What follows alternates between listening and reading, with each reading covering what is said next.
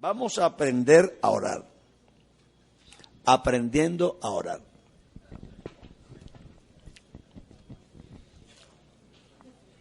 Vea, hermanos, yo veo que nosotros hemos hecho mucho énfasis en el hábito de orar, lo cual no es malo, pero hemos hecho énfasis mucho en que la persona ore de continuo, está bien. Y hemos hecho énfasis en la oración, pero la pregunta de los discípulos o la petición de los discípulos fue: Señor, aconteció que estando él orando en un lugar, como acabó, uno de sus discípulos le dijo: Señor, enséñanos a orar, como también Juan enseñó a sus discípulos. No sé qué tiempo había transcurrido desde que empezó el ministerio del Señor, y me figuro que ellos ya oraban, ¿cierto? Pero ellos están pidiendo aquí que les enseñe a orar. Quiere decir que sentían que algo faltaba de aprendizaje sobre la oración. Esta petición tiene como respuesta el Padre Nuestro. Allí no se habla ni del hábito, ni del tiempo, ni de la intensidad, nada. Se dice cómo orar.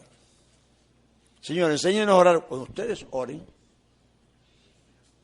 entonces es un modelo. Así que Él les está enseñando cómo es que el hombre se relaciona con Dios. Empieza diciendo, lo primero que ustedes dicen es: Padre nuestro que estás en los cielos, tu nombre sea santificado, hágase tu voluntad aquí como se hace en el cielo. Dice que las tres primeras partes son de adoración, de reconocimiento. Cuando yo estaba jovencito, tenía yo como 14, 15, leí una biografía de Charles Finney. Y él contaba una experiencia. Él decía que cuando empezó a sacar días de ayuno para orar, terminaba peor que había empezado. Y se terminaba el día mal. Y entonces él no entendía, dice: ¿Cómo es posible? Yo saco un día de oración y ayuno para buscar y termino peor. Entonces eso no tenía sentido. Entonces dice que orando y preguntándole a Dios qué es lo que le pasaba a él, por qué esa situación. Sé que un día Dios le dijo: repasa lo que haces. Dice: bueno, yo lo primero que hago es que pido perdón por mis faltas. ¿De cuáles faltas? Bueno, pido perdón porque, por ejemplo, no leo suficiente la Biblia. También pido perdón porque no evangelizo suficiente. También pido perdón porque le contesté mal a algunas personas, no los atendí. En fin. Dice, lo que pasa es que te pasas más de mediodía hablando de ti mismo. Con la excusa de pedir perdones, te pasas todo el día hablando de ti. Y entonces me hablas de mí 1 hora y te levantas ya. Entonces, claro. Dice: ¿por qué no cambias? Si tienes que arrepentir, ok, arrepiéntete, pero en 1 hora. Y el resto, habla de mí, de lo que yo he hecho, del amor que te tuve, de cómo te puse en el ministerio, de cómo te he bendecido, de las almas que se han entregado cuando predicas, de los sermones que te he dado, de la familia que te he cuidado. Dice: empecé a cambiar, empecé a adorar a Dios 10 horas u 8 horas y a arrepentirme 1. Y dice que el cambio fue rotundo. Terminó feliz, terminó edificado, terminó glorificando a Dios, acabó feliz, de alegre de tener un Dios tan bueno como el que tenía. Pero a nosotros nadie nos enseñó a orar. Y tú oyes a la gente, el hermano Dross estaba en Cali y le pidió a un diácono que despidiera la oración. Hermano, bendito el Señor, Señor, ayúdanos nosotros pecadores, no sé cuánto, el Señor. Después del culto, eso me lo contó el hermano Dross.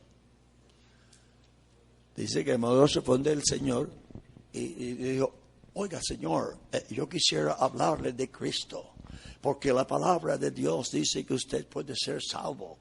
Hermano, yo fui el que dirigí la oración, yo soy diácono. Oh, perdón, es que como usted dijo, nosotros pecadores.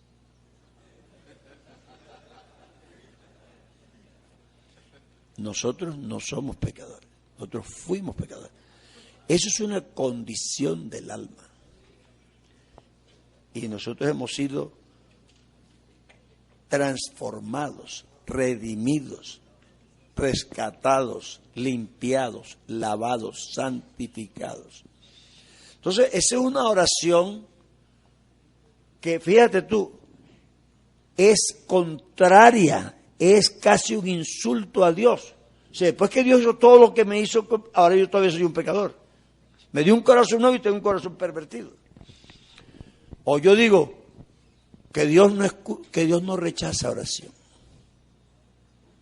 El coro es muy bonito, pero la Biblia sí dice que Dios rechaza oraciones y bastantes. Y lo dice bastantes veces. Así que no tienes por qué ignorarlo.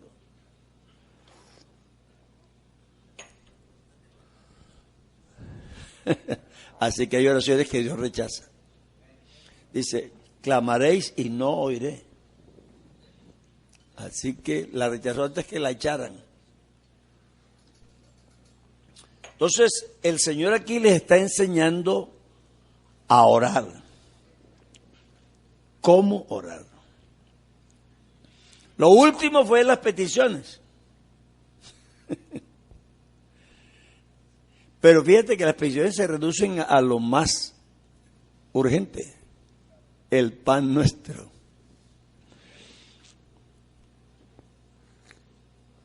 Y sí pide perdón, pero condicionado a que Él perdone a otros. Y hermanos, no nos engañemos. Hay muchos que no están perdonados aunque hayan pedido perdón.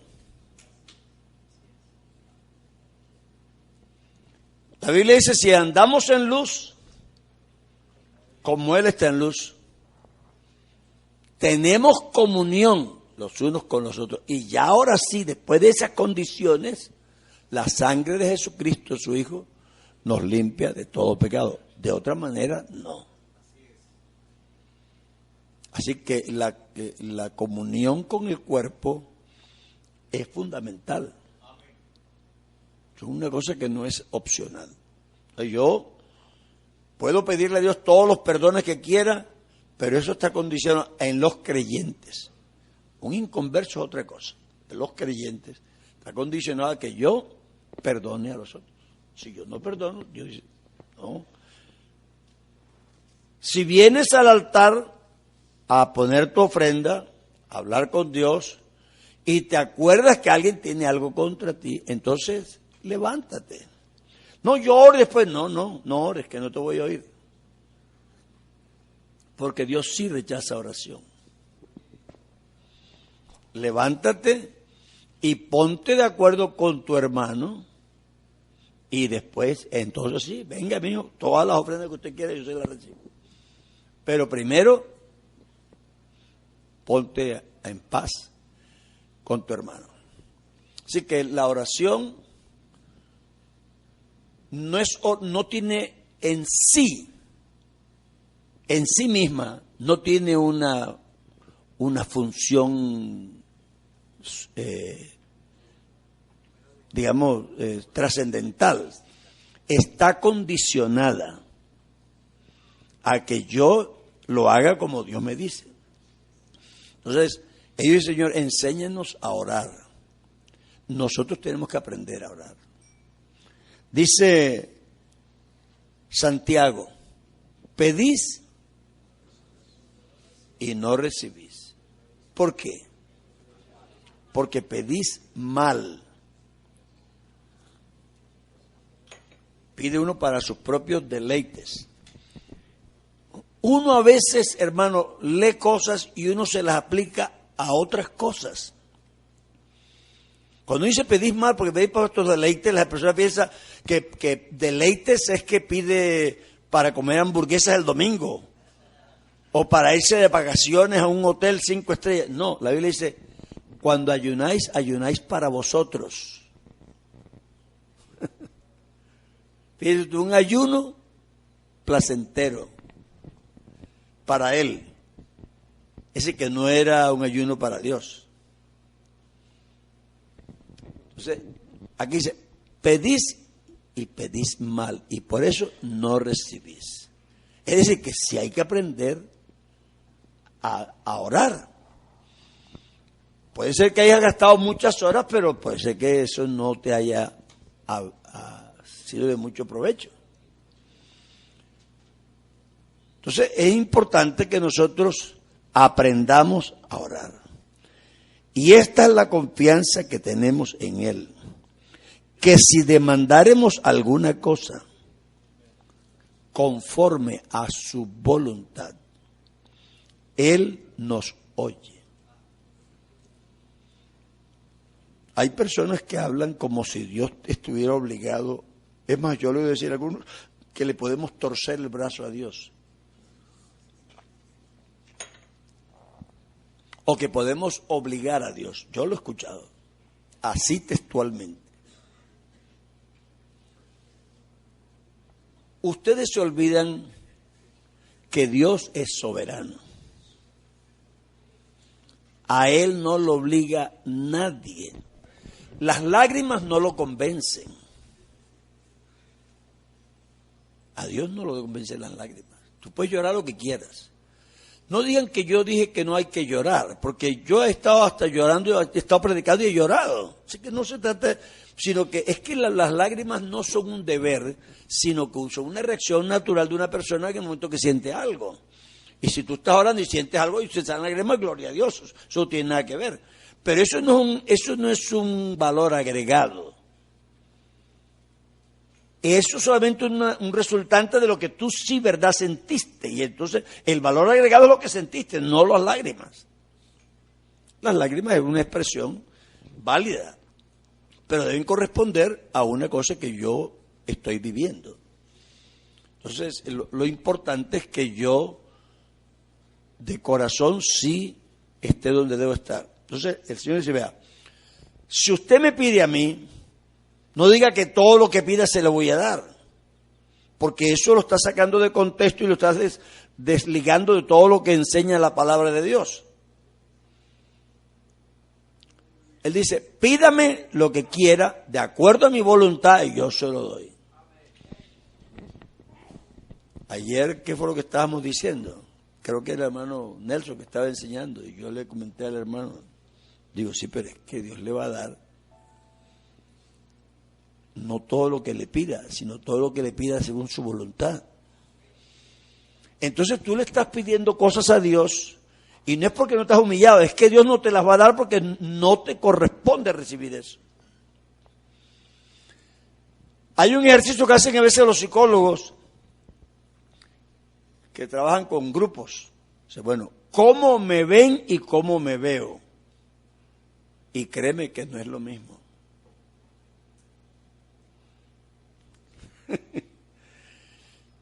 Tú tienes una percepción de ti mismo y tú pides pensando en esa percepción que tú tienes. Pero Dios te va a responder de acuerdo a la percepción que Él tiene de ti, que no es la misma.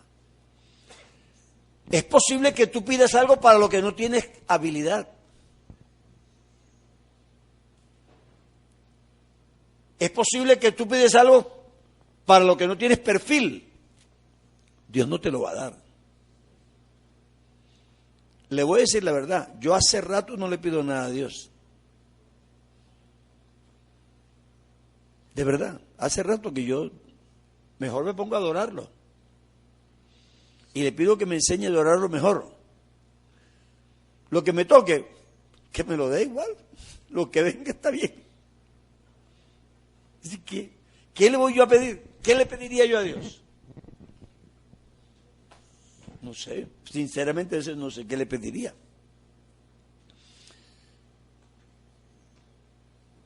Él me ha dado de todo sin que yo se lo pida. Entonces ya yo le tengo confianza. No, es que cuando él ve que necesito zapatos, me da zapatos. Si necesito comida, me da comida. Entonces, ¿para qué se la pido?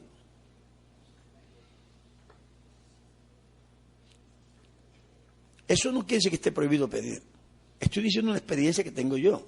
Así que no, que yo me arrodillo y ¿qué le pediría yo al Señor? Mis hijas están bien, mis nietos están bien, yo estoy bien.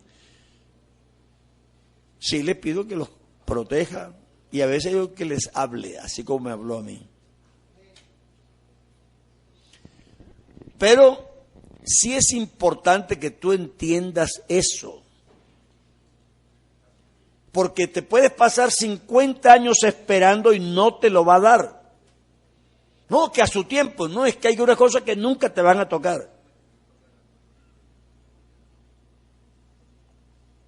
Tú dices, entonces ¿qué? ¿Hay otros que sean más que yo? Sí, hay otros que son más que tú, en algunos campos. Y tú eres más que otro en otros campos.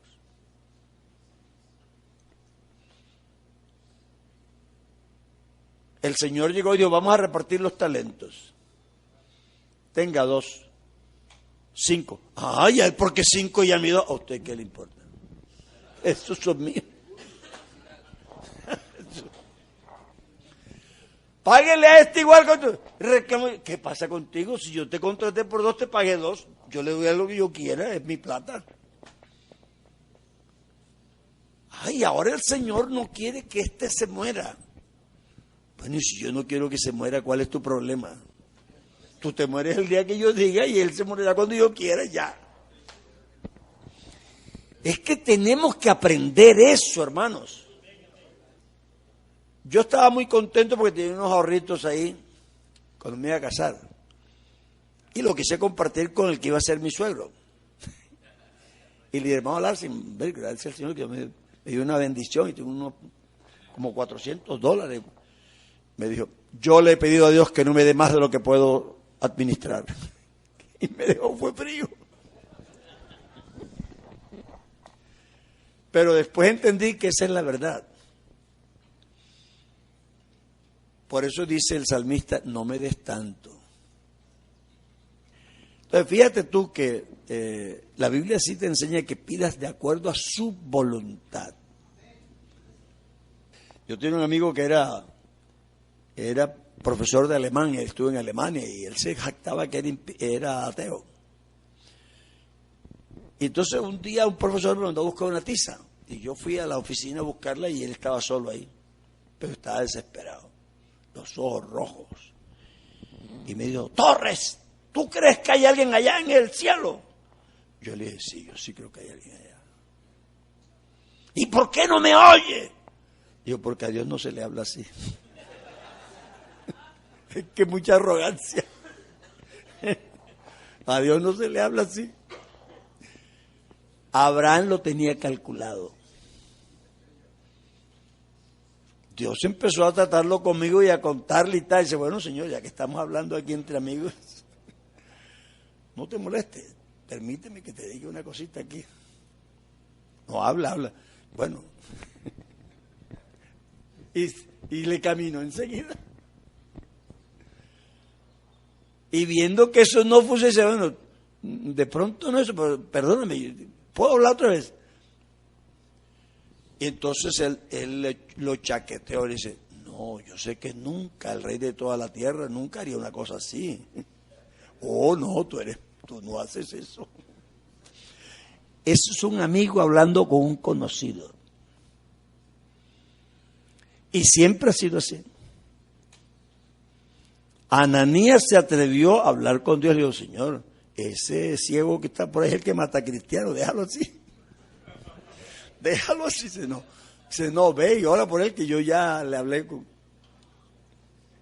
Ya yo hablé con él. Esa forma de conversar con Dios es muy bonita, muy cercana, muy amigable, muy personal. No estás hablando con un ser por allá. A Dios hay que llevárselo para la casa, hacerlo amigo, hacerlo cercano. Entonces, pero a veces se pide mal. Y se pide para placeres o para cosas propias, y a Dios no le gusta eso. Pero si pedimos según su voluntad, Él nos oye. El apóstol Pablo dice, oraré con el Espíritu, pero oraré con el entendimiento. Así que aprendamos a orar. Esto no es que ustedes pasen, aleluya Señor, porque usted, hermano, yo no sé si Dios le presta atención a esas oraciones. La gente habla a mil. Además, yo no entiendo por qué hay que hablar así cuando uno está orando. Yo no sé, yo no oro así. Yo oro con calmita. Digo, hola Señor Jesús, ¿cómo estás? Buenos días, Dios le bendiga. Oye, yo soy Dios. Ah, bueno, está bien. Entonces, que Dios no te bendiga, pues. Ve, hermanos, ¿cuál es la prisa? No sé si tú vas a estar allí 1 hora o media hora o 2. ¿Por qué tienes que ir con prisa? Yo creo que las personas oran así es porque se están haciendo un tratamiento psicológico de emocionalismo. Se están emocionando a sí mismos. Porque para hablar con Dios no veo que tú digas que habla con prisa. Pero la gente habla a mil, cuando se arrodillan ahora hablan a mil. Aleluya, Señor, porque usted sabe, Dios mío, ahora Dios. Y yo, oye, pero no sé, eso es como nosotros hemos aprendido una canción. ¿Por qué no te calmas? La Biblia dice, cuando entres a la presencia de Dios, no ofrezcas la ofrenda de los necios, porque los necios multiplican palabras. Y cuando Jesucristo enseñó sobre la oración, Él dijo que no multiplicáramos palabras, que no habláramos a voces. Eso es lo que dice la Biblia. Claro que cada quien tiene su teoría, pero yo te digo lo que dice Dios. Si no está en la Biblia, dice, hermano, eso no lo dice la Biblia, pero te estoy citando la Escritura. Y tú sabes que es así. Entonces, ¿por qué nosotros no podemos aprender eso? No soy un necio, pero en pocas palabras. Él dice que hay unos que oran para ser oídos. Pero cuando dice ser oídos, debe ser que no se refiere a Dios. Porque todo el que ora, para que Dios lo oiga, claro. Así que se está refiriendo para ser oído de los otros. Y fíjate, cuando uno ora en alta voz, no ora igual que cuando ora solo. Cuando uno ora en alta voz, hace unas oraciones. Señor Jesucristo, usted, así dicen los interiores, dicen usted, porque yo digo tú. Pero la gente del interior dice usted, ¿cierto? Señor, usted que es tan bueno. Y entonces se acuerda de algún salmo de esos bien bonitos. Y le recitan el salmo a Dios como si Dios no se supiera el salmo. Entonces ellos se lo recitan. Hacen es un discurso, es casi un discurso. No hay nada con citar la Biblia, es una gracia ahí. Pero uno no sé por qué está haciendo un discurso, como si fuera a impresionar a Dios. Vea, la única persona en la Biblia que la Biblia dice que parecía que estaba ebria cuando oraba y no se le oía lo que decía. Porque a los pentecostales les fascina decir que es que en Hechos dice que parecían borrachos y no sé por qué se les ocurre que todo borracho es bulloso y que si no son bullosos no parecen borrachos, pero la Biblia no dice eso. El único que parecía borracho era una mujer y no se le oía lo que decía. Así que no es verdad. Hay borrachos que se vuelven melosos, se vuelven cantores, otros se quedan dormidos, otros quedan pensativos, otros ven poetas. Pero entonces no hay una imagen única de un borracho. Para que tú digas, no, es que hay que hacer así, porque parecían ebrios. Bueno, parecían ebrios, pues significa muchas cosas. Pero a nosotros se nos metió en la cabeza, alguien nos dijo, es que parecían ebrios, hermano. Bueno, será que en tu barrio los borrachos se comportan así, pero en otras partes no. Parte de los borrachos son tranquilos.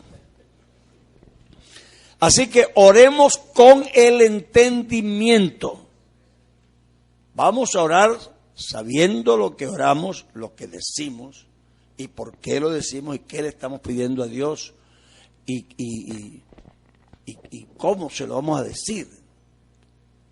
Claro que Él ya nos dio un modelo, y ese modelo es bueno. Ustedes me oirán a mí orando, y pensarán que yo tengo ya una manía, un hábito, pero me gusta decir soberano Dios, porque me dice Padre nuestro, es el eterno Dios. Me gusta referirme a él así. Algunos que no tienen la doctrina de la unicidad clara, no se atreven a orar como dice la Biblia, porque se sienten mal, porque ellos no entienden la unicidad, entonces creen que están orando a dos. Pero la Biblia te dice cómo orar. Pide al Padre en mi nombre y yo te lo daré. Así dice la Biblia. Pero dice, no, Jesús. No, pero es que la Biblia no dice así.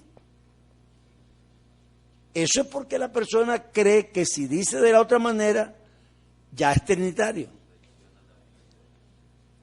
Pero te digo una cosa, que la única manera de clamar a Dios es en el nombre del Cordero, de Jesús, del nombre de Jesús. Tú clamas a la divinidad en virtud de que el hombre Jesucristo te redimió. Porque nosotros no tenemos derecho a entrar a la presencia de Dios. Entramos en nombre de Jesús. Y la Biblia dice así. Todo lo que pidieres al Padre en mi nombre, yo lo haré. Entonces, a mí también me costaba trabajo, pero yo dije, no, es que así dice la Biblia. Claro. Una vez a un campamento en Estados Unidos, y un hermano que pasó allí, dijo, hermano, es que tenemos que tener reverencia. En otras palabras, pónganse de pie, es decir, sin que se le diga. Porque yo veo que uno entra a una corte, entra el juez, y enseguida todos se ponen de pie. Y yo decía, sí, pero es que yo no entro nunca ante un juez. Es que Jesucristo no es mi juez. Dios es mi papá. Y cuando yo llego a mi casa, mis hijas dicen, papi. No, corren y se me suben encima y me meten la mano y me sacan la peinilla. ¿Y qué me trajiste? Y papi, ¿cómo te fue? No, eso es otra relación. Y no es falta de respeto, es que la relación es distinta. No, hermano, cuando ore, hable con confianza y cariño, que es su papá. Es su papá. Oh, Shama Pradika Mustanda. Aleluya. Aleluya. Bueno, por eso es que a veces las oraciones no tienen resultados. Porque la gente las practica, pero ellos no saben orar. Su actitud, su pensamiento es totalmente ajeno a la relación que Dios montó para que nos relacionáramos con Él. Yo oraré con el entendimiento a Dios. Aquí tenemos un conflicto que yo no sé si algún día lo lograremos solventar, y es el Antiguo y el Nuevo Testamento. Hay unas oraciones muy solemnes, muy lindas, y válidas y verdaderas en el Antiguo Testamento, pero es que esas personas están orando en una perspectiva que no es la tuya. Entonces tú verás si sigues clamando como David o como Josué o como Moisés, pero es que tú no eres ni David, ni Josué, ni Moisés, ni estás en esas circunstancias. Casi estás negando el Calvario para poderte pasar para allá. Entonces son oraciones muy bonitas porque tú no puedes repetir como si fueran propias porque no son. Vea, En estos últimos tiempos, en estos últimos 5 o 6 años, hubo una cosa que se levantó de la intercesión. El problema de la intercesión no es la oración intercesora, que eso siempre lo hemos hecho. Orar e interceder es orar por una persona a un tercero, a una persona por un tercero. Eso es normal.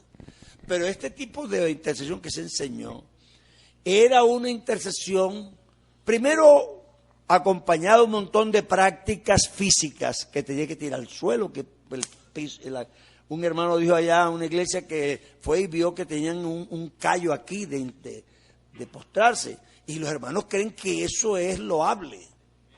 Eso sería loable para Moisés, pero no para ti. No tienes que tener un callo aquí en la frente. Antes lo teníamos nada más en la rodilla, ahora tenemos en la rodilla y en la frente. Eso no es así. Y también que gemidos y ruidos y tirados en el suelo, hasta una colchoneta sea para tirarse al suelo. Eso no es bíblico. Claro que se parece a algunas cosas que hicieron en el Antiguo Testamento, lo digo con todo respeto. Porque en el Antiguo Testamento fueron válidas, estuvo bien hecho, allá estuvo bien, pero eso no es lo nuestro. Entonces, claro, se tomaba mucho a personas que hicieron esas oraciones como Daniel. Bueno, Daniel no es un modelo para nosotros, con todo lo grande que fue Daniel, y lo respetamos, y en lo que podemos tomarle el ejemplo se lo tomamos. La actitud que tomó firme frente a esa comida inmunda, no es lo mismo para nosotros, pero sí tenemos esa misma actitud, eso es válido. Pero Daniel hizo algunas cosas que no son válidas para nosotros. Él no confesó el pecado ajeno, como algunos creen. Él no había pecado y oró por su pueblo como si hubiera pecado. No, es que él sí había pecado, porque él era parte del pueblo y el pecado era el pecado del pueblo. Así que él estaba confesando el pecado del pueblo, porque él era parte del pueblo y el pacto de esa época era con un pueblo. Entonces él oraba por mi pueblo, por la nación, y los hermanos creen que eso es Colombia. Van a orar por la nación colombiana como Daniel oraba por Israel. Tú no puedes hacer eso. Tú puedes orar como Daniel oraba por Israel, por la iglesia, que es lo que correspondería. Porque Daniel tenía un pueblo que era una teocracia bajo pacto y el resto del mundo no. Fíjese que él no oró por el resto del mundo, él oró por su pueblo, que estaba en pacto con Dios. Pero Colombia no está en pacto con Dios, es un pueblo pagano. La iglesia sí. Yo puedo orar por la iglesia de Dios, y Pablo oraba por la iglesia de Dios. Entonces yo voy a orar por Colombia como la iglesia me enseña que ore por Colombia. Y por la iglesia como la iglesia me enseña que ore por la iglesia. Pero yo no puedo copiar a Daniel. Entonces se hicieron hasta caminatas en los países, allá en Estados Unidos, porque Estados Unidos se creía Israel. Tú, si no investigas, no sabes por qué se hacen las cosas. Hay una doctrina que se llama British Israel, o sea, Israel británico. Eso es el Ku Klux Klan. ¿Cuántos han oído del Ku Klux Klan? No saben lo que es el Ku Klux Klan. Los pastores debemos saber eso. Los radicales blancos, que eso era, o eres blanco o te mueres. Pero esos eran evangélicos. Esa era la Inquisición evangélica. Ellos pensaban que Estados Unidos ha progresado porque ellos son de los israelitas extraviados, de las 10 tribus perdidas. Entonces ellos actuaban así, ahora ya no, porque hay pocos católicos y ateos, pero en esa época eran todos evangélicos y ellos pensaban que ellos eran el pueblo de Dios. Entonces se arrodillan allá en la plaza el montón de evangélicos republicanos, porque política y religión allá están unidas, y ustedes quieren saber qué pensó, eso aquí no funciona, ni allá ya no funciona tampoco, porque ya no son cristianos. Entonces, esa gente oraba por Estados Unidos como Daniel oraba por Israel. Tampoco era válido. Porque Dios hoy día no tiene pacto con pueblos, sino con personas. Ir y predicar el evangelio no a cada país, sino a cada criatura. El que creyere, la persona, y fuere bautizada, la persona, será salva la persona. Tú no puedes decir en la iglesia que porque hay pecado oculto, Dios no bendice. Eso fue con Acán. Porque perdieron la batalla porque había pecado. Pero si hoy fuera así, Dios nunca nos bendeciría. Eso no es verdad. Claro que si hay pecado oculto, ojalá que salgan y se arrepientan. Esto está bien, pero yo no voy a perder mi bendición porque tú caigas en pecado. Todo eso nos va impidiendo a nosotros la oración verdadera, libre, espontánea, hablar con nuestro Dios. Si todos se van atrás y yo solito quedo, yo hablaré con Dios. Ellos se perderán, pero yo procuraré salvarme con mi Dios. Entonces, nosotros no podemos orar como el Antiguo Testamento. Por ejemplo, el salmista dice que para poder tener las bendiciones, él acude a los logros. Yo he cuidado a la viuda, yo he protegido al huérfano, y es decir, un montón de logros, y en virtud de eso, Señor, bendíceme. Y eso hacen los cristianos. Pero la Biblia no dice eso. Eso es porque como tú lo lees en el Antiguo Testamento, y el del Antiguo Testamento sí tenía que, porque la justicia era lo que hacía. Entonces la gente hoy día quiere emular a los del Antiguo Testamento. Entonces oran mal. Y su fe está mal. Porque ellos creen que con sus logros van a impresionar a Dios.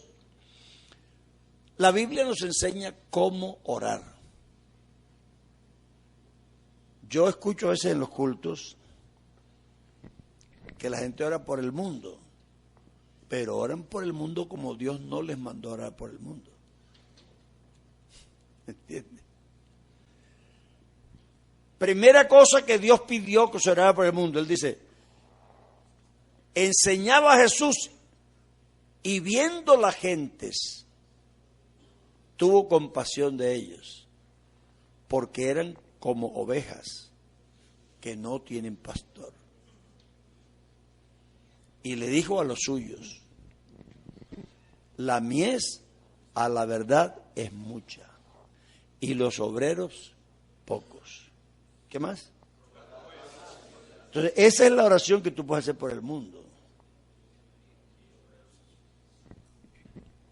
Rogad pues al Señor de la mies que envíe obreros a su mies. Entonces Dios me dice a mí, si yo verdad amo al mundo, si me da dolor la gente, tengo que orar que Dios envíe obreros. Lo que el mundo necesita son obreros que le prediquen el evangelio. Rogad pues al Señor de la mies que envíe obreros a su mies. Yo puedo hacer lo que Dios dice, que es la misericordia, porque esa es otra cosa que los cristianos todavía piden misericordia.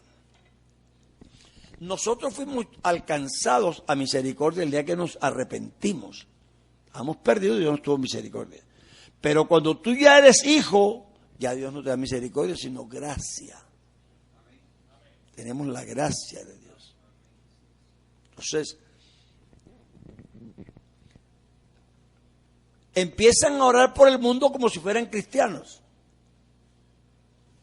Dios sí tiene su misericordia sobre el mundo y hace que su sol salga sobre justos e injustos, así como las aves las alimenta.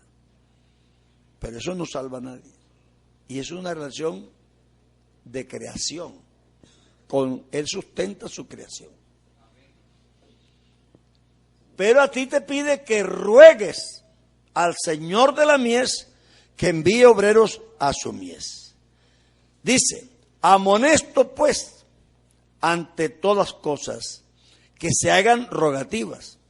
oraciones, peticiones, hacimientos de gracias por todos los hombres, por los reyes y por todos los que están en eminencia, para que vivamos quieta y reposadamente en toda piedad y honestidad, porque esto es bueno y agradable delante de Dios nuestro Salvador, el cual quiere que todos los hombres sean salvos y que vengan al conocimiento de la verdad.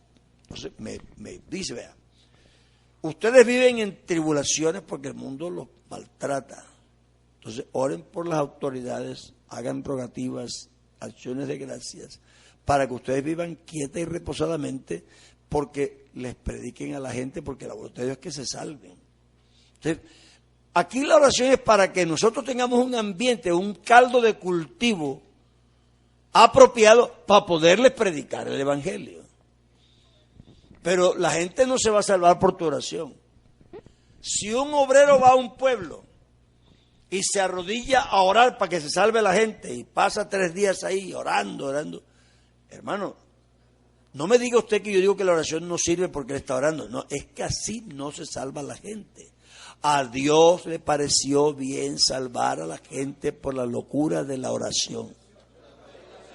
Bueno, entonces no se trata de que uno esté en contra de la oración ni que no le parezca. No, cada cosa en su sitio. Dios no te mandó a orar para que la gente se salve. Dios te mandó a predicar el Evangelio. Entonces, dice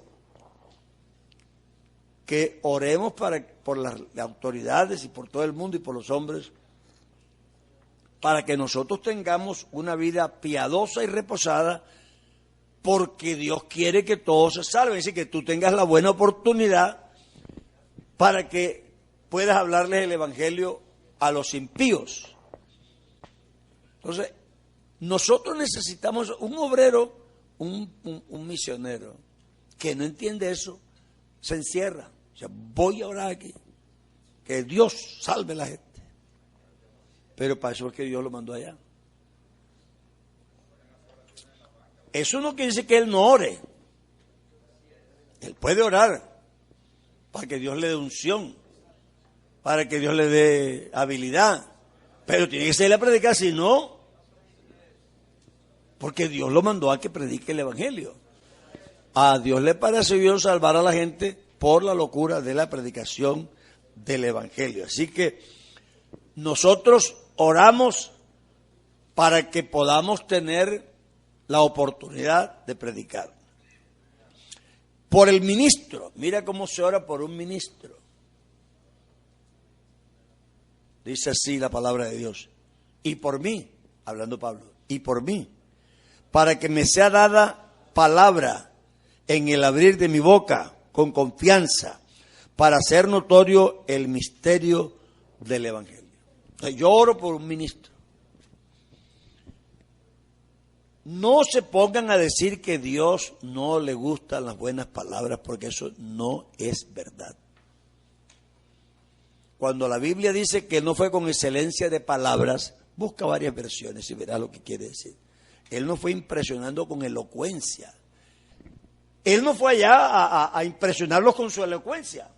Pero él dijo, si hablamos sabiduría, claro. Pues, ¿cómo hace? Entonces, oremos para que Dios le dé la palabra precisa al ministro, para que cuando abra su boca, él pueda explicar el Evangelio. Pueden ser palabras sencillas, pero sanas, bonitas, agradables, sabias, que iluminen a la persona. Entonces, oren por mí, dice. Así que cuando tú oras por un ministro, tú vas por el hermano Álvaro, dile, Señor, dale palabras. Además, yo oro así. Yo oro así porque creo que la palabra es el vehículo de comunicación que tenemos. Aquí yo vengo y no sé qué nivel académico tiene todo el mundo. Puede ser que hay unos que son profesionales y otros que se han hecho a punta de martillo, ¿verdad? Como decía el hermano ayer, a golpe de martillo. Y poco a poco han aprendido, pero no tienen un dominio del idioma tan amplio como otros. Y va uno a hablar con todos. eso no demerita a nadie, pero eso sí hace que yo le diga, Señor, ayúdame a no ser tan rebuscado que algunos no entiendan. Vamos a sacrificar la belleza por la claridad, cosa que podamos salir de aquí edificados. Igual en la iglesia. Yo digo, Señor, dame palabras sencillas y claras para yo exponer el mensaje que me diste. Yo siempre oro así. Porque me doy cuenta que no es porque vea que las palabras tengan poder, pero las palabras son el vehículo de comunicación. Y si no me entienden, ¿quién va a decir amén? Entonces, cuando ores por un ministro, ora que Dios le dé palabras al abrir su boca,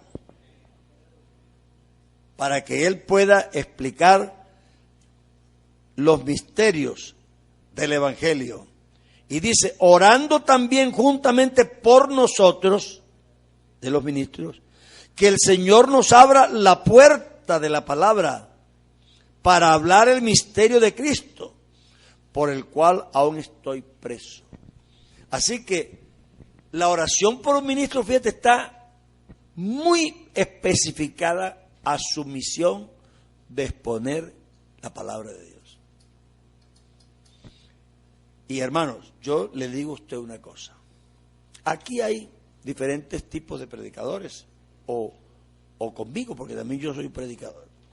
Tenemos estilos distintos, hasta criterios a veces. Unos predican muy explosivos, otros más tranquilos, otros intermedios. El que es explosivo cree que le va bien porque él es explosivo. El que es intermedio igual piensa que le va bien porque yo soy mesurado. El que es tranquilo piensa que él le va bien porque no, yo sí soy pausadito y la gente. Vea, a los tres nos va bien si exponemos bien la palabra. No tiene nada que ver con lo explosivo ni con lo no explosivo. No critiquemos el uno al otro, porque eso no vale la pena. Vea, ayer le estaban diciendo al hermano Celestino que hay una hermana que se viene de Santa Marta, ¿verdad? A escucharlo. No viene todos los domingos porque ella asiste a la iglesia en Santa Marta, pero cuando viene a visitar a la familia, ella se viene a tiempo para estar en la escuela dominical. No me va a decir usted a mí que el culto en Santa Marta es peor que el culto en Barranquilla, porque allá esa iglesia va creciendo a todo timbal. Pero ella viene a escuchar la palabra.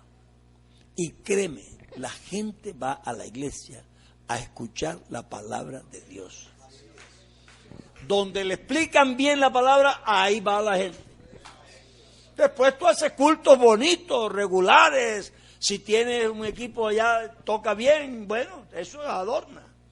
Pero hermano, no te equivoques. A mí me han dicho que hermano, es que el hermano es muy fogoso y todo, pero hermano, es que él no enseña, hermano. Que sí, estamos en ayuno. Se lo dicen a uno. Así que no caigas en la creencia de que un culto bonito, solo porque tienes especiales, ¿y de qué? Resuelve. No lo resuelve. Predica la palabra a tiempo. Así que la oración por un ministro está dirigida a que Dios lo ayude, a que él cuando abra su boca le sean dar las palabras que le hagan entender al oyente el mensaje. Y que le sean abiertas puertas en la palabra, dice. Qué bonito eso, ¿verdad? Que el hombre de Dios necesita tener esa habilidad. Nosotros tenemos que aprender a que la gente viene a la iglesia es a oír el Evangelio, la explicación de las Escrituras. Y a la gente eso le fascina. Claro, yo no estoy hablando de otra cosa porque lo doy por sentado. Yo nunca, y lo he enseñado públicamente, no uso a nadie en la iglesia que no haya recibido el Espíritu Santo. Así que doy por descontado que tú entiendes que el hombre tiene que estar ungido. Porque eso no se discute, eso ni siquiera hay que enseñarlo aquí. No hay ministro en la Biblia sin unción. Así que tú vas a explicar la palabra con la unción de Dios, pero la gente viene a escuchar la palabra que tú vas a explicar. Y la expresión de ese hombre todavía permanece. El etíope dijo, ¿cómo lo entenderé si alguien no me lo explica? Así que no vengas tú con el cuento y que, hermano, es que uno habla en lengua y la gente entiende. No, Pablo dice que no entienden, que mejor habla 5 palabras que 10,000. Es decir, la comparación es tan desastrosa que te dice, no hables en lengua así. Prefiero decir 5 palabras bien claras que 10,000, imagínense la comparación. Porque, ¿quién va a decir amén? A menos que haya un intérprete. Entonces, nosotros somos predicadores. Y el predicador debe presentar el mensaje de forma comprensible. Claro que tiene que estar unido. Eso ni siquiera se va a discutir. Eso tú lo sobreentiendes. Yo creo en la unción. Y porque creo en la unción no me preocupa el estilo. Yo te reto cuando tú quieras. Ponemos una congregación ahí y nos paramos aquí. Sin movernos y sin levantar la voz. Sin manotear tanto. Y hablamos la palabra. A ver qué pasa. Si estás ungido, algo pasa. Si no estás ungido, empieza a brincar.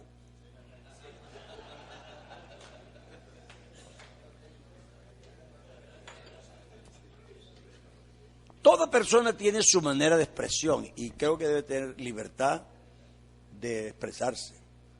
Así que si una persona es emotiva, pues no hay problema, puede ser emotivo. Lo que acabo de decir es para decirte que no depende del estilo. Eso es que me quiero referir. No que esté prohibido, porque yo a veces grito y a veces brinco también.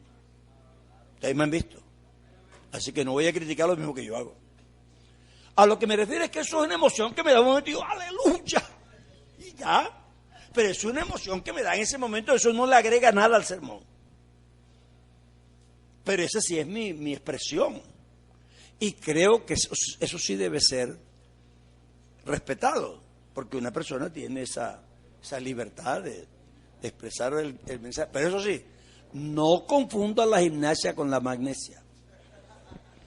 El estilo no es la unción, ese es tu estilo y el mío. Nunca le he dicho a la gente, póngale un poquito de vida, hermano, no. La vida la tienes tú si estás ungido, y si no estás ungido, estás muerto. El hermano dijo que hay gente que va y predica el sermón sentado. ¿Verdad? Yo tuve que predicar más de un mes sentado. No bajó la asistencia, se siguieron convirtiendo las personas. Y es que, hermano, nosotros que hemos sido gente que hemos empezado iglesias de cero, y le ha tocado a uno sentarse con una persona porque ni tiene equipo, ni tiene teclado, ni nada, porque además, ¿dónde va a tener si una casa? Oiga, hermano, y uno se pone a hablar con una persona así suavecito y empieza a sentirse la presencia de la persona, a llorar. Y ahí en la sala, ahí se arrodilla. Pastor, ahí mismo. Así que no me por eso estamos aquí nosotros enseñando. Porque ya lo tenemos aprendido. Eso no es jactancia. Es que un maestro no se puede parar aquí si no sabe lo que va a decir. Es que estamos enseñando lo que sabemos. Eso dice Juan. De lo que sabemos, hablamos. De lo que no sabemos, no hablamos. Así que te hace bien bajar la guardia y aprender. Y aprende, porque es que uno se angustia mucho, hermano. Uno se angustia mucho porque no ve los resultados. Y entonces uno quiere inventarse cosas. No lo hace por maldad, sino que uno quiere ver resultados. Ese resultado en el buen sentido. No para impresionar a nadie, sino que uno quiere ver que la obra le prospere. Como el niñito que empezó a ayudar a las plantas a crecer. Ese niño no lo hizo por maldad ni por impresionar a su mamá, sino que él, verdad, quería verlas crecer. Pero eso no crece así. Entonces vamos a orar por el creyente. ¿Cómo se ora por un creyente? Ya vimos cómo se ora por los inconversos, pero no se ora igual por los creyentes. El creyente, uno tiene que aprender a orar. Efesios 1:16 dice, no ceso de dar gracias por vosotros. Ojalá que los pastores dieran gracias por los creyentes. Vea, yo planteé un sermón una vez que titulé El optimismo del apóstol Pablo sobre la iglesia. Hermano, los pastores de hoy, los creyentes tienen que ir mal. No es que tenemos que leer la palabra de Dios, porque si no leemos, ¿y tú por qué crees que no la leen? Es que si no oramos, ¿y tú por qué crees que no oran? ¿Quién te dijo a ti que no oran? De pronto hay alguno que no ora. Pues tú eres pastor, acércate a él y habla con él, pero la iglesia entera no. De nosotros, si no hacemos sentir a la gente mal y hacerla llorar y que venga aquí a llorar porque se siente mal y que se arrepientan, no hemos predicado. Pero Pablo tiene una posición muy optimista sobre los creyentes. Vosotros sois gozo y corona mía. Oigo de vuestra fe y cómo el evangelio es conocido. Lee la epístola, es cómo Pablo se expresa de los creyentes. Claro que al que hay que corregir, hay que corregir. Está bien. Tampoco menciono que todos los creyentes van bien, hay algunos que no van bien. Pero para eso uno es pastor, para atender a los que están mal. Pero uno sí tiene que darse cuenta que la iglesia en su grueso va bien. Y usted que está contento de eso. No ceso de dar gracias por vosotros, haciendo memoria de vosotros en mis oraciones. ¿Y qué decía? Que el Dios del Señor nuestro Jesucristo, el Padre de gloria, os dé espíritu de sabiduría y de revelación para su conocimiento, alumbrando los ojos de vuestro entendimiento, para que sepáis cuál es la esperanza de su vocación y cuáles las riquezas de la gloria de su herencia en los santos, y cuál aquella supereminente grandeza de su poder para con nosotros los que creemos, por la operación de la potencia de su fortaleza.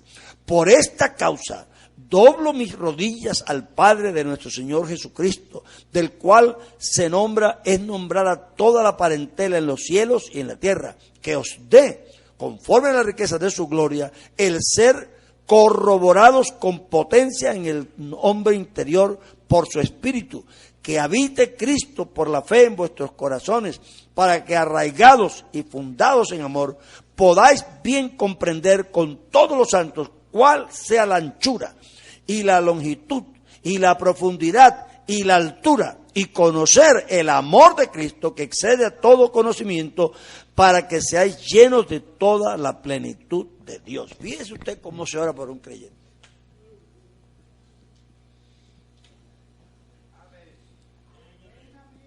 Entonces nosotros no nos enseñaron a orar.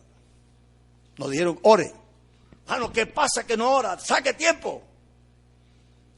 Bueno, sí, está bien, pero ¿qué digo? Entonces nosotros aprendemos ya, aleluya, aleluya, aleluya, gloria, gloria, gloria, gloria, alabanza, alabanza, Dios mío, aleluya. Bueno, pero diga algo, no alabanza. No está mal alabar a Dios. No. Pero hermano, es una conversación, Dile algo al Señor. La gente viene y tú tienes que ministrar, porque la luz la tienes tú. Y tú vas a iluminar a las personas. Y tú los iluminas con la predicación del Evangelio. Dios no los libera de los espíritus, no se van a liberar de los espíritus. Ya Dios liberó este mundo, pero si hay alguno poseído, ningún poseído se va a liberar solo. Tú lo tienes que liberar. Porque Dios dijo, vayan echando a los demonios. Si los hay que echarlos. Y eso sí te toca a ti. Las cadenas están rotas. Es que tenemos un poco de creencias que han salido de los libros de Rebeca Brown, pero no de la Biblia. Claro, la gente está en prisiones porque se permanecen ahí. Si tú me amarras aquí, y yo creo que estoy amarrado, y alguien viene y corta, y yo no me doy cuenta, yo sigo amarrado, tú le vas a proclamar a los cautivos libertad. No, si ya Cristo rompió tus cadenas. No, hermano, levante las manos en el nombre del Señor. Uy, ya. A la hora que Él descubra esa libertad, Él es libre. Porque hay una esclavitud aquí. Pero Cristo dice que Él derrotó los espíritus en el Calvario. Entonces, ahora, la posesión demoníaca es otra cosa. Esa es particular. O sea, no es la general. Yo estoy hablando aquí del plan de Dios general, que Dios ha hecho por la humanidad. Hay personas que tienen un demonio, pero eso es ya una persona específica. Y a esos, hermanos, no hay manera. Usted échelos. Pero le voy a decir un secreto. Los demonios obedecen a la autoridad del predicador. Ese poco de historias que tú encuentras, que peleamos con él, lo agarramos y el hombre luchaba. Tú no encuentras eso en la Biblia. Eso no lo encuentras. Yo sé que ha pasado, pero eso no está en la Biblia. Eso es que tú te pones de tú a tú con un espíritu, como si el espíritu te mandara a ti y tú no tienes autoridad sobre él. No te pongas a pelear con los espíritus, que Dios no te mandó a eso. Si tienes autoridad, échalo. Échalo, menos desafiarlo. Aquí no estamos desafiando nada. Si sale el demonio, no le salga corriendo, plántasela en el nombre de Jesucristo. Si tú estás bien, ungido, fiel a Dios, Él va a salir. Si no sale, no es un demonio. Aunque se revuelque y haga la voz como quiera, no es un demonio. Los demonios obedecen. Porque ellos están hechos con rangos y obedecen la autoridad. Lo que pasa es que tú a veces te digo, te ordeno salir. Tú no tienes autoridad para eso. Dios, en mi nombre. Nosotros hablamos en nombre del superior. Porque cuando peleaban por el espíritu, por el cuerpo de Moisés, Dios, Jehová te reprenda. Él no lo pudo reprender porque el que estaba mandando allá tenía charreteras más grandes. Así que él le mandó al más grande y dijo, Jehová te reprenda, y hasta ahí llegó. Dios te dijo a ti que fueras al nombre de Jesús. Es que tú no has entendido a veces, crees que eso es una fórmula mágica. Jesús, vamos todos hermanos, J, E, S, U, S, Jesús, aleluya. Eso es pura palabrería. Es que no es así. El nombre de Jesús no es una fórmula mágica. No son sonidos, sí, no es hocus pocus ni abracadabra. Es que hay un nombre de un ser que se entregó por nosotros y venció toda autoridad. Y entonces yo al nombre de Él hablo. Aquí me mandó Jesús y usted en nombre de Jesús salga. Él sale. Pero algunos se toman ellos que son muy poderosos y entonces a nombre propio quieren hacer lo que Dios no les mandó a hacer a nombre propio. Hasta la predicación la hacemos en el nombre de Jesús. La oración la hacemos en nombre de Jesús, es decir, a nombre del que sí es oído. Nosotros fuimos desheredados y no se olviden de eso. La única vigencia que tenemos porque nos metimos en Cristo. El hermano ayer dice que estamos En lugares celestiales, sí, pero en Cristo. Tú estás en lugares celestiales en Cristo. Tú tienes victoria en Cristo. Tú tienes autoridad en Cristo. No lo olvides. Porque aquí estamos los que vamos a salir a enfrentar al mundo. Aquí estamos.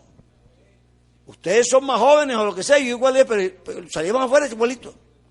El demonio sale igual. Entonces yo tengo que saber cómo enfrento a este y cómo enfrento al otro. No le tengas miedo. Tú tienes autoridad de Dios para hacer eso porque Dios te mandó. A eso es que no solamente quieres hacer, es que Dios te mandó a hacerlo. Vayan por las aldeas y salen los enfermos y echen los demonios. Así que tú estás autorizado para eso. Nosotros tenemos que aprender a orar por el creyente. Prácticamente por el impío solo tenemos una cosa que hacer: predicarle el evangelio. Dios nos mandó a eso, a predicar el evangelio. No olviden que lo que Cristo dijo en los evangelios fue el final del Antiguo Testamento. En realidad el Antiguo Testamento no termina en Malaquías, termina en Mateo. Por eso tienen un puesto en la historia. Pero la práctica de ahí no podía salirse del Antiguo porque estaban en eso. Eso de un demonio que no quería salir, no lo podían echar. Eso está en el Antiguo Testamento. Eso no está en el Nuevo. Entonces tú no puedes decir, hermano, es que ese demonio no quería salir. Entonces a ti también te ha pasado lo mismo. No, es que tú tienes el Espíritu Santo y los apóstoles no lo tenían. Tú estás en mejor situación. Tú ya pasaste ese pedacito que a ellos les tocó vivir. Pero tú pasaste ese pedacito. Hermano, es que lo que tenemos es grande. Lo que tenemos es maravilloso. Aleluya. Lo que Dios nos ha dado a nosotros es una cosa, una autoridad. Ojalá que lo usemos bien. Con respeto, con reverencia, pero úsela con autoridad, con derecho. Porque Dios le mandó a usted como obrero y no lo dejó sin herramientas. El que rechaza el evangelio lo rechaza, porque él quiere rechazarlo. Pero hoy día, no es que hermano, el diablo no me dejaba, estaba sentado yo aquí. Y el diablo no me dejaba levantar. Me quise levantar y el diablo me amarró ahí. ¿Tú le crees eso a un pecador? No le creas eso. Si el diablo pudiera hacer eso, ninguno de nosotros estaría aquí.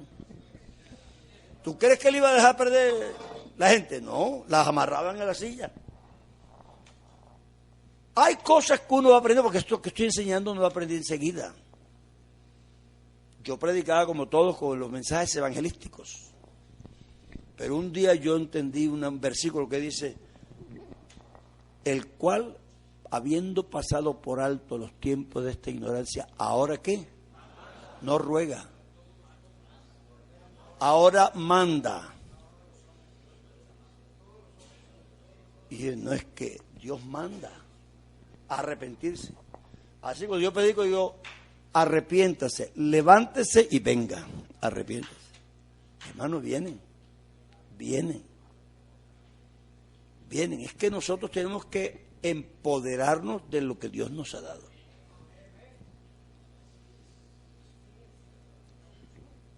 Claro, nosotros somos muy amables, somos muy latinos.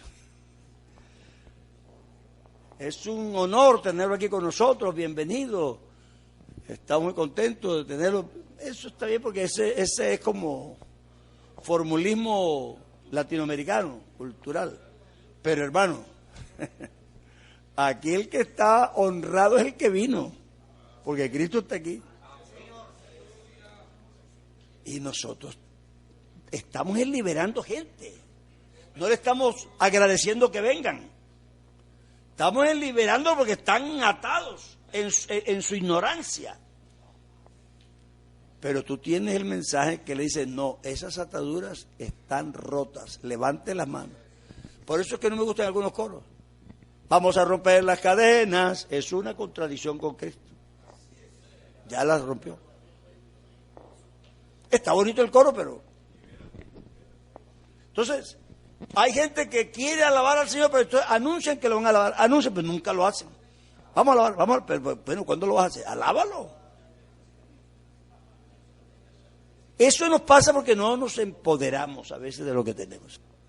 El hombre de Dios tiene que empoderarse. Vea, hay cosas que yo mismo a veces digo, Señor, ayúdanos. Porque a veces como que tenemos el chispazo y lo hacemos bien y nos funciona. Pero a veces como se nos va la chispa. Lo digo porque nos pasa a todos. Pero a mí me impresiona mucho lo que hizo Pedro. Pedro dijo, no tengo plata ni oro, pero tengo algo. Era consciente que tenía algo. Y lo tenía y lo podía dar, consciente y voluntariamente. Digo, no tengo plata ni oro, lo que tengo te doy. ¿Y qué es? En el nombre de Jesús, levántate. Y se levantó. Lo que quiere decir que en ese momento él le dio esa unción que tenía, se la dio. Y se levantó el hombre. Si nosotros pudiéramos aprender ese secreto, ese sería el éxito. Eso no lo hicieron ellos cada rato, pero es que nosotros queremos es fabricar milagros para nosotros estar alegres, para que se forme un arrebato en el culto. Es decir, eso no es el punto. Ese no es el punto. Y hermanos, no es verdad que el Señor sanó a todos los enfermos. Eso no es cierto. Ustedes cogen un versículo en una ocasión en que el Señor sanó a todos y piensan que siempre hizo eso. Pero en el estanque de Siloé, ¿a cuántos sanó? ¿Y los demás qué pasó? Se quedaron esperando el momento del agua. Muchas viudas había, dijo el Señor. ¿Y a cuántas sanó? A una le fue mandada la palabra del Señor. Muchos leprosos había. ¿Y a cuántos sanó? Eso que nosotros decimos cosas que no dice la Biblia. En una ocasión, después de muerto Juan el Bautista, él estaba ministrando y lo vino a buscar y esa noche estaba que como una tromba, estaba rabioso porque mataron a Juan. Todo demonio lo vamos a acabar a todos. Y sanó a todo el mundo. Pero no siempre hizo eso. Entonces nosotros queremos hacer eso como espectáculo. Tenemos que aprender a orar. Ora con autoridad, ora con entendimiento. Cuando se ora por el mundo se ora de una manera, cuando se ora por un cliente se ora de una manera, por un pastor se ora de otra manera, por un niño se ora de otra manera. Nosotros tenemos que aprender a orar. Eso le cuesta a uno, porque se vuelve como una fórmula que vamos a cambiar. Pero si tú intentas y lo intentas, lo aprendes. Y poco a poco, y de pronto amplías, porque esto pues estamos en una enseñanza, pero esto no es la última Coca-Cola del desierto. La palabra está ahí, tú vas a seguir leyendo con esta dirección y descubres versículos que de pronto en el momento yo no tengo ahí. Pero es que esto no termina ahí. ¿Sí? Nunca se enseña la palabra de Dios así. Esto es una orientación en el sentido de cómo aprender a orar. Pero hermano, estudia la palabra. Pues decía el hermano ayer, estudia la palabra. Y entonces tú aprendes los secretos de Dios. Pero no busques esas soluciones en el Antiguo Testamento porque son hechas en otras bases. Búscala en el Nuevo, a lo que tú perteneces. Tú perteneces al equipo de Pablo, de Pedro, de Santiago, de Marcos, toda esa gente. Esos son los nuestros. Vea, la religión que está de Mateo para allá no es la nuestra. Nosotros tenemos las raíces teológicas que vienen de allá, pero esa no es nuestra religión. Y los grandes problemas que hubo de la iglesia cristiana fueron con esa religión de donde salimos primero. Porque ellos tenían un poco de creencias. Ahí estábamos oyendo ahora el versículo que leyó el hermano al principio del culto. Porque uno, hermano, la palabra siempre es nueva. Dice que allá había un prosélito que se convirtió, ¿cierto? Así que ese era un gentil que se había convertido judío y ahora era cristiano. Tú figúrate la mentalidad que tendría ella, porque él tuvo que pasar por un proceso de conversión teológica para hacerse judío. Tenía que rechazar todo ese poco de ideas. Y no era solamente el Mesías. Y dice Moisés, sí, y los sacerdotes también se convirtieron, ¿verdad? Entonces, esa gente que entró es la misma lucha que tenemos nosotros cuando tenemos que recibimos un pastor trinitario de otra iglesia. Que algunos no quieren ni decir, no, hermano, esa gente es un problema. Vienen. Eso fue lo que pasó con la iglesia primitiva. Todos esos judíos que se convirtieron eran un problema. Eso porque nosotros queremos que al otro día ya piensen como nosotros, y hagan como nosotros y no tengan ninguna idea distinta. Pero los cristianos no echaron a los judíos y tuvieron idea distinta hasta que se murió Pablo. Así que nosotros, porque estamos aterrados de que una persona que se convirtió tiene unas ideas raras a veces, ya las tienen, pero hay que salvarlos. No los vamos a echar, no, que se vaya al infierno, pero aquí no me vengan a cambiar mis ideas aquí. Eso me parece que no es la misión nuestra. Aquí terminamos. Diga gloria a Dios.